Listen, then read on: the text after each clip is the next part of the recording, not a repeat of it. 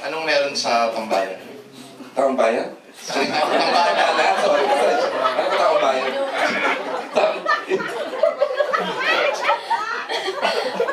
Siguro yung isang factor sa amin, yung supporters namin, yung talaga yung sobra naming pinagpapasalamatan, as in sa buong career na magkasama kami ni Sian as love team. Nandyan sila para supportahan kami. Kahit yung mga maliliit na text votes, buboto pa rin sila. Kahit yung mga poll na sa yung sa website, buboto pa rin sila. Tapos kahit yung mga may bayad na vote, buboto pa rin sila. Basta kahit na tungkol sa amin ni Sian, nandun sila. Kaya sobra kaming happy and hindi namin ina-expect na ganun sila kadami, ganun sila ka-supportive, ka-dedicated.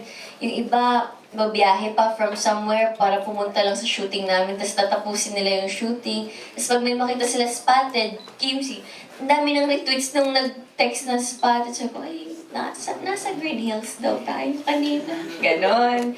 So parang nakakatuwa. Parang sila yung key namin sa kung nasaan kami ngayon. Oo naman. Sila yung susi namin sa tagumpay. Wow, lalim. Susi. Susi ng tagumpay. Kasi yan, Yun nga po, ulitin ko lang, yung fans din syempre ang nagbigay ng nagbigay ng malaking part din sa tandem namin. And syempre, kung tatanungin mo naman kami ni Kim, it's the comfortability namin dalawa. Parang we can talk about a scene, pwede niya akong sabihan kung anong problema, pwede ko siya sabihan kung anong pwedeng ayusin. So you were open. Yun po.